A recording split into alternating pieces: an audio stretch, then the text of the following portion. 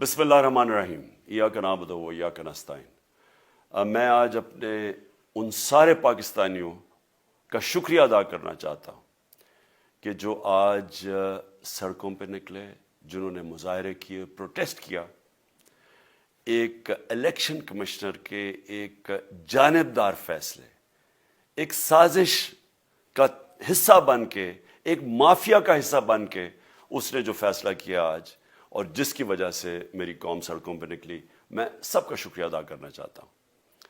پہلے تو میں اپنی قوم کے سامنے یہ رکھنا چاہتا ہوں یہ کیا فیصلہ ہے، یعنی یہ توشہ خانہ کیا چیز ہے؟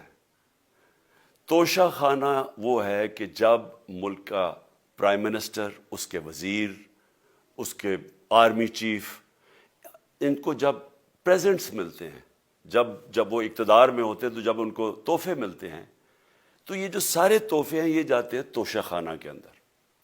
ایک پورا ریکارڈ ادھر قائم کیا جاتا ہے۔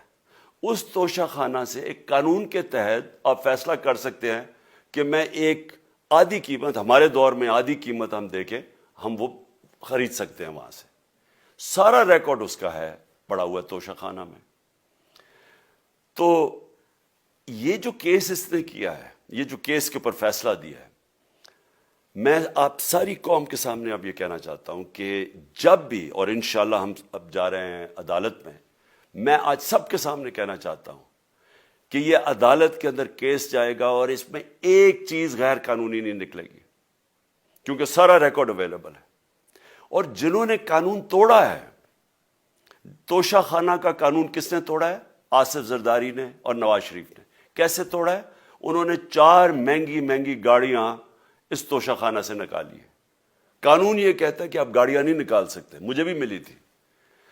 تو ان کے کیس تو سنے نہیں، ان کے 10 سال سے کیس پڑے ہوئے جو انہوں نے یہ گاڑیاں غیر قانونی طور پہ نکالی تھی۔ اور وہ جو کہ سارے میرے وکیل نے آج قوم کے سامنے بتایا کہ سارا ریکارڈ اویلیبل ہے، اس کے اوپر اس نے یہ فیصلہ کیا۔ تو پہلے تو ہم جائیں گے انشاءاللہ عدالت میں، لیکن میں اس الیکشن کمشنر کے اوپر اپنی قوم کے سامنے اس کا ذرا اصلیت رکھنا چاہتا ہوں۔ یہ وہ آدمی ہے جو پچھلے 2.5 سال سے ہمارے خلاف فیصلے دے رہا ہے۔ 8 یا 9 دفعہ اس نے ہمارے خلاف فیصلہ دیا، ہم عدالت میں گئے اور عدالت نے اس کے فیصلے اوور ٹرن کر کے ہمارے حق میں فیصلے دیے، کیونکہ اس کے جو فیصلے تھے وہ غیر جانبدار نہیں تھے۔ ہم ای وی ایم مشینز کے اوپر کوشش کرتے رہے کہ اس ملک میں صاف اور شفاف الیکشن ہو، 2 سال کوشش کرتے رہے۔ اس الیکشن کمیشن نے پیپلز پارٹی اور نون لیگ کے ساتھ مل کے وہ نہیں ہونے دیا۔ ہم نے عدالت میں گئے کہ جو سینٹ کے اندر پیسہ چلتا ہے، سینٹ کے الیکشنز کے اندر، کہ وہ ووٹ ویریفائبل ہونی چاہیے، یعنی لوگوں کو پتہ ہونا چاہیے کہ آپ کے ایم پی کدھر ووٹ ڈال رہے ہیں۔ ہم سپریم کورٹ میں گئے، سپریم کورٹ میں اجازت دے دی کہ ووٹ ویریفائبل ہونی چاہیے، اس نے روک دی۔ اس کے بعد یوسف رضا گیلانی کا بیٹا پیسے دیتے ہوئے پکڑا گیا ووٹ خریدتے ہوئے، اس نے کوئی ایکشن نہیں لیا۔ یہ اس نے جب ہمارا یہ ابھی جو آڈیو لیکس ہوئی ہے، اس کے اندر کیا چیز آئی ہے سامنے؟ آڈیو لیکس میں یہ سامنے آئی کہ نون لیگ کے ساتھ بیٹھ کے یہ فیصلے کر رہا تھا کہ کون سے حلقے ہمارے کمزور ہیں اور کدھر پی ڈی ایم کی ووٹ جو تھی ہمارے حلقوں سے دگنی تھی۔ اس نے ان کے ساتھ بیٹھ کے فیصلے کیے۔ یہ جو ابھی حال ہی میں الیکشن ہوئے ہیں، اسی الیکشن کمیشن نے، اس نے پہلے بھی جب پنجاب کے بائی الیکشن ہوئے تب بھی پوری الیکشن کمیشن کی مشینری نے ان کی مدد کی، اور اس کے گورنمنٹ بھی پنجاب میں انہی کی تھی، گورنمنٹ کی مشینری نے بھی پوری مدد کی۔ اس کے باوجود دونوں دفعہ یہ الیکشن ہار گئے، اور الیکشن اس لیے ہارے کہ پاکستان کی قوم ان کو ریجیکٹ کر بیٹھی ہے، اور اللہ کا شکر ادا کرتا ہوں ہمارے ساتھ کھڑی ہے۔ جب ہماری گورنمنٹ گئی تب سے یہ مافیا کوشش کر رہا ہے کہ تحریک انصاف کو ختم کرنے کی۔ پہلے تو انہوں نے گورنمنٹ گرائی بیرونی سازش، پھر انہوں نے کروڑ روپیہ خرچ کیا، 20 یا 25 کروڑ روپے کی ووٹیں خریدی، لوگوں کو لوٹا بنایا، ہماری گورنمنٹ گرائی۔ اس کے بعد جب ہم نے مظاہرہ کیا، پرامن مظاہرہ، آئین اور قانون میں رہتے ہوئے، ہمیں آئین اجازت دیتا ہے پرامن احتجاج کرنے کی، ہم نے پرامن احتجاج کرنا تھا۔ انہوں نے جس طرح ایک بیرونی جو آج بھی وہ سائفر اویلیبل ہے جس میں واضح ہے کہ ان کو باہر سے مل کے انہوں نے ایک گورنمنٹ گرائی تھی. سب کو پتہ ہے سندھ ہاؤس میں 20-25 کروڑ روپیہ چلا اور گورنمنٹ انہوں نے گرائی. اس کے اوپر مظاہرہ ہم نے کیا 25 مئی کو. انہوں نے جس طرح کا ظلم و تشدد کیا ہمارے اوپر پاکستان کی تاریخ میں ایسے کبھی نہیں ہوا. عورتوں بچوں کے اوپر دیکھ رہے ہیں فیملیز, انہوں نے شیلنگ کی, گھروں میں گھس گئے رات میں, جو پنجاب پولیس کو انہوں نے استعمال کیا, اور انہوں نے سمجھا کہ پارٹی کراش ہو جائے گی. پھر بھی نہیں ہوئی. پنجاب کے بائی الیکشن ہار گئے. پھر انہوں نے میرے اوپر کیسز کرنے شروع کر دیے. کبھی عدالت میں ایک کیس ہوتا, کوئی 24 FIR ہے میرے اوپر. دہشت گردی کا میرے پہ کیس کر دیا. کیا کیس تھا؟ ساری دنیا میں رپورٹ ہوا وہ کیس. کیس کیا ہے کہ عمران خان کہہ رہا ہے کہ ریمانڈ پہ بھیجنے کے لیے ایک جس کے اوپر تشدد ہوا ہے, کسٹوڈیل ٹارچر ہوئی ہے شہباز گل کو, کہ ہم قانونی کارروائی کریں گے, اس کے اوپر دہشت گردی کا کیس کر دیا. تو پوری کوشش کرتے رہے نہ کسی طرح اس کو, کیونکہ میچ میں تو آپ کھیل نہیں سکتے تھے, تو عمران خان کو میچ سے نکال دو باہر. یہ شروع سے ان کی کوشش تھی. پتہ ان کو چل گیا کہ عوام آ گئی ہے کھڑی ہو ہمارے ساتھ. بڑے میں جلسے ہوئے ہیں, کبھی اتنے بڑے جلسے ہوئے ہی نہیں پاکستان میں. اور پھر یہ جو ابھی جو الیکشن ہوا ہے اس کے اندر پوری پلاننگ کرتے ایک کینڈیڈیٹ کھڑا کر کے پھر بھی ہار گئے. تو یہ مجھے پہلے ہی پتا تھا کہ انہوں نے اس کا رزلٹ کیا آنا ہے. میری ساری پارٹی کو پتا ہے, میں نے ان کو واٹس ایپ کیا, اپنے سارے لوگوں کو بتایا. مجھے کل رات میں نے سب کو بتا دیا کہ اس نے ڈسکوالیفائی کرنا ہے, کیونکہ یہ اس سازش کا حصہ ہے, یہ مافیا کا حصہ ہے. اور مافیا کیا کوشش کر رہی ہے یہ ذرا ساری قوم سن لو. جو پاکستان کی سب سے بڑی پارٹی ہے, جو فیڈرل پارٹی ہے, باقی پارٹیز تو اب صوبائی پارٹیز رہ گئی ہیں, چھوٹی سکڑ کے ہو گئی ہیں فیملی پارٹیز. جو سارے ملک کے اندر ایک فیڈرل پارٹی ہے اس کو ختم کرنے کی کوشش کر رہے ہیں. اور یہ میں پھر سے اس ملک کی تکلیف دے جو ہمارا تاریخ کا حصہ تھا, جب ایسٹ پاکستان ہمارے سے علیحدہ ہوا, کیا ہوا تھا؟ جو پارٹی کو سب سے بڑا مینڈیٹ ملا اسی پارٹی کو ختم کرنے کی کوشش کی. ملک کا جو ہوا وہ تاریخ کا حصہ ہے. یہ پھر کوشش کر رہے ہیں کہ ایک پارٹی جو ساری فیڈریشن کو اکٹھا رکھ سکتی ہے اسی پارٹی کو ختم کرنے کی کوشش کر رہے ہیں کہ جناب عمران خان کو کسی طرح ڈسکوالیفائی کریں اور پھر الیکشن ہو. اور پھر مجھے اور نواز شریف کو ایک ہی طرح دکھایا جا رہا ہے کہ اچھا جی عمران خان بھی ڈسکوالیفائی ہو گیا تو نواز شریف بھی ہو گیا. نواز شریف اس ملک کا بڑا مجرم ہے. 30 سال سے چوری کر رہا ہے اس ملک کا پیسہ باہر. بڑے بڑے محلات ہیں اس کے اور اس کے بچوں کے باہر. ایک رسید نہیں دکھا سکتا کہ پیسہ کدھر سے آیا. میں نے کرکٹ کھیلتا تھا تو میں نے ایک فلیٹ خریدا. میں تو پبلک آفس ہولڈر بھی نہیں تھا. 34-35 سال پہلے میں نے فلیٹ خریدا جب کرکٹ کھیلتا تھا.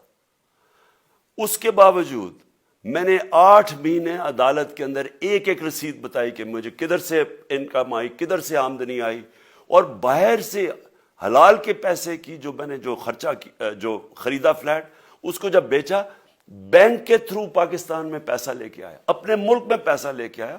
اس کی بھی منی ٹریل تھی. عدالت نے مجھے صادق اور امین کا, اور مجھے مقابلہ اس آدمی سے کر رہے ہیں جو اربوں روپے کی پراپرٹیز لے کے بیٹھا ہوا ہے. کبھی کوئی جھوٹ بولتا ہے کہ جی مجھے قطری کھاد کے جی قطری نے پیسے دے دیے, کبھی وہ کہتا ہے یہ ہیں وہ ذرائع, وہ فیل ہو جاتا ہے. وہ بیٹی کہتی ہے میرے لندن تو چھوڑو پاکستان میں کوئی پراپرٹی نہیں, اور پھر پراپرٹی نکلا. یعنی جو بتا ہی نہیں سکتے کہ اس ملک سے باہر اربوں روپے کی پراپرٹیز ہے, اور اس کو اور میرے ساتھ کر رہے ہیں کہ جی آپ دونوں ڈسکوالیفائی ہو گئے.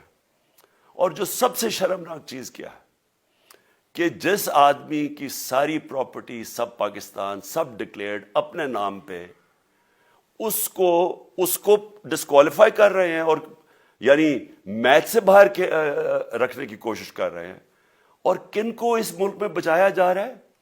اس ملک کے بڑے بڑے مجرم جن کے اوپر اربوں روپے کے کیسز ہیں, وہ آ کے پہلے تو ان کو سازش کے تحت ملک پہ بٹھایا جاتا ہے, پھر وہ قانون اسمبلی میں بیٹھ کے نیب کا قانون چینج کرتے ہیں اور 1100 ارب روپے اپنا معاف کروا لیتے ہیں. قوم جب نیچے پسی ہوئی ہے آج مہنگائی میں, بے روزگاری میں, 6 مہینے میں انہوں نے ملک کدھر سے کدھر پہنچا دیا ہے. آج دنیا کہہ رہی ہے کہ پاکستان قرضے نہیں اپنے واپس کر سکتا, ہمارے بانڈز کریش کر گئے ہیں, ہماری انڈسٹری نیچے جا رہی ہے, ہمارا فورن جو پاکستان میں ڈالرز آنے تھے ایکسپورٹس بھی نیچے جا رہی ہیں, ریمیٹنس بھی نیچے جا رہی ہے, ملک کی دولت کم ہو رہی ہے, گروتھ ریٹ نیچے چلی گئی ہے, کسان علیحدہ سڑکوں پہ نکلے ہوئے ہیں, ٹیکسٹائل انڈسٹری وہ 20% بند ہو گئی ہے. 6 مہینے میں وہ پاکستان کو یہاں لے کے آئے ہیں اور اپنے صرف پیسے بچا رہے ہیں, صرف آ کے اپنی چوری بچا رہے ہیں. اور جو آدمی 26 سال سے سٹرگل کر رہے ہیں اس ملک میں, قانون کی بالادستی ہو, انصاف ہو, احتساب ہو, اس کے اوپر کیسز کر رہے ہیں اس طرح کے, صرف اور صرف میرا منہ بند کرنے کے لیے. میں آج اپنی ساری قوم کے سامنے یہ آپ سب کے سامنے یہ وعدہ کرتا ہوں کہ میری جتنی بھی زندگی ہے وہ ان چوروں کا مقابلہ کرنے کے لیے. میں اس کو سیاست نہیں سمجھتا, میں اس کو جہاد سمجھتا ہوں. یہ جو مافیا بیٹھا ہوا ہے جس کا یہ حصہ ہے یہ الیکشن کمشنر, میں جب تک زندہ ہوں میں ان کا مقابلہ کروں گا.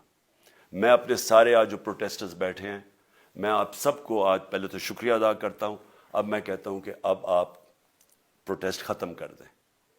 آج آپ پروٹیسٹ اب ختم کر دیں, کیونکہ لوگ اس وقت مشکل میں ہیں اور میں نہیں چاہتا کہ میری قوم مشکل میں ہو.